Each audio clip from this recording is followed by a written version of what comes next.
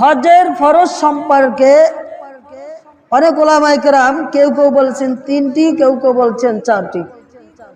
তাহলে এই হজ যে ফরজ, এই হজ ফরজের মধ্যে এই যে 4টি, এই 4টির মধ্যে যদি একটা ছুটে যায় তাহলে তার হজ হবে না। হজ হবে? হজ হবে না। এমনি ভাবে উমরার ক্ষেত্রেও একটি রোকন হচ্ছে ইহরাম পরিধান করা। তাহলে কত গুরুত্ব হচ্ছে ইহরাম বাঁধা।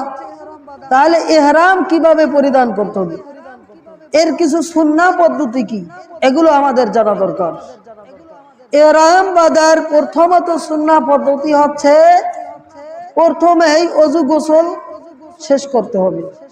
অজু গোসলের মাধ্যমে ইহরামের জন্য প্রস্তুতি নিতে হবে।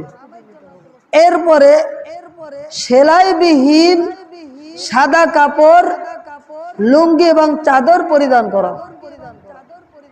এরপরে ইহরামের জন্য প্রস্তুতিমূলক আরেকটি কাজ হচ্ছে গায়ে অর্থাৎ দেহে সুগন্ধি ব্যবহার করা, কিন্তু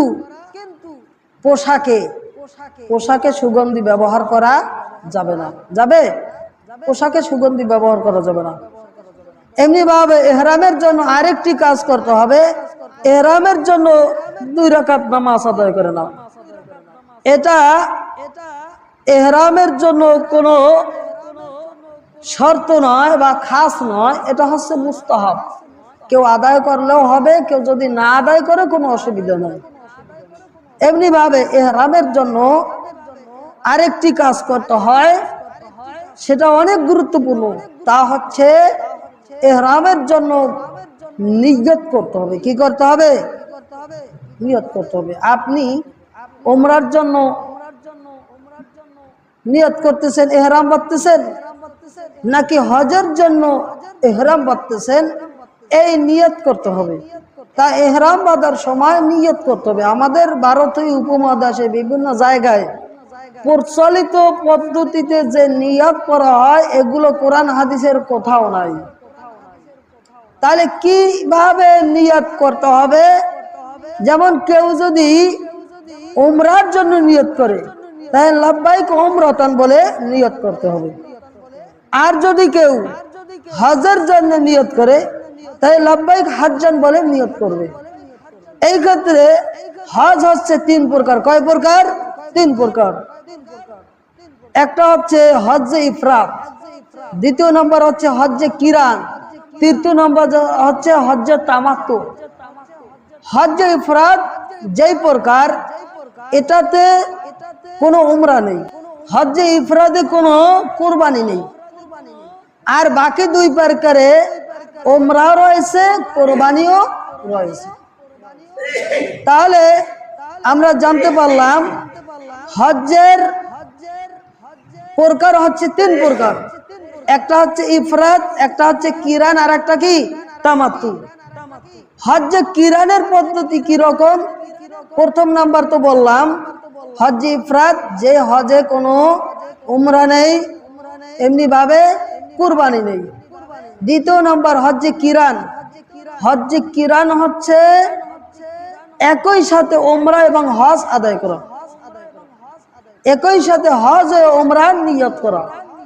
কেউ যদি প্রথমত উমরা করে, হজ্জে কিরানের জন্য নিয়ত করে, তাহলে একই সাথে তার 2টির নিয়ত করতে হবে, লাব্বাইক হাজ্জা ওয়া উমরাতান।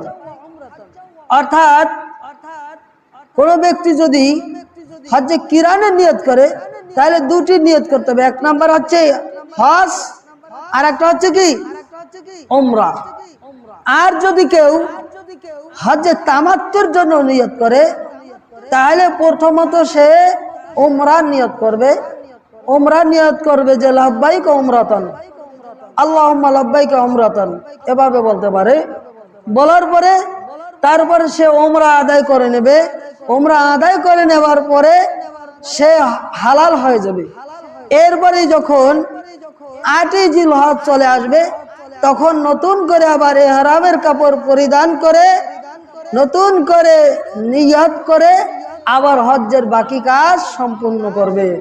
আর কিরান হজ আদায়কারী ব্যক্তির জন্য প্রথমত তাকে ওমরা আদায় করে নিতে হবে। ওমরা আদায় করে নেওয়ার পরে সে আর হালাল হতে পারবে না। ওই অবস্থায় তাকে হজ্জের বাকি কাজ সম্পাদন করে নিতে হবে। আশা করি বুঝতে পারছেন হজ্জের প্রকারগুলো। হজ্জের ইহরাম বাঁধার আরেকটি পদ্ধতি হচ্ছে তালবিয়া পাঠ করা। তার মানে হাজি ব্যক্তি যখন হজ করার নিয়ত করবে তখন অজু গোসল শেষ করবে, শরীরে সুগন্ধি ব্যবহার করবে, এমনিভাবে পোশাক পরিধান করবে, এমনিভাবে চাইলে 2 রাকাত নামাজ আদায় করবে। এরপরে তাকে নিয়ত করবে। নিয়ত করার শেষে তারপরে ওই ব্যক্তি 3 বার সুবহানাল্লাহ, 3 বার আল্লাহু আকবার, 3 বার আলহামদুলিল্লাহ, সুবহানাল্লাহ, আলহামদুলিল্লাহ, আল্লাহু আকবার বলে সে তালবিয়া পাঠ করে নেবে। তালবিয়া হচ্ছে কি? লাব্বাইক আল্লাহুম্মা লাব্বাইক লা শারীকা লাক লাব্বাইক ইন্নাল হামদা ওয়ান নি'মাতা লাকা ওয়াল মুলক লা শারীকা লাক। এইভাবে সে তালবিয়া পাঠ করা সে তার হজ্জের কাজ শুরু করে দিবে। অর্থাৎ সে যদি হজ্জে ইফরাত আদায় করতে হজের দিকে আগমন করবে সে অগ্রসর হবে। সে যদি কিরান বা তামাত্তুর দিকে অগ্রসর হয় তাহলে সে উমরার দিকে অগ্রসর হবে। তাহলে এটা হচ্ছে ইহরাম বাঁধার নিয়ম।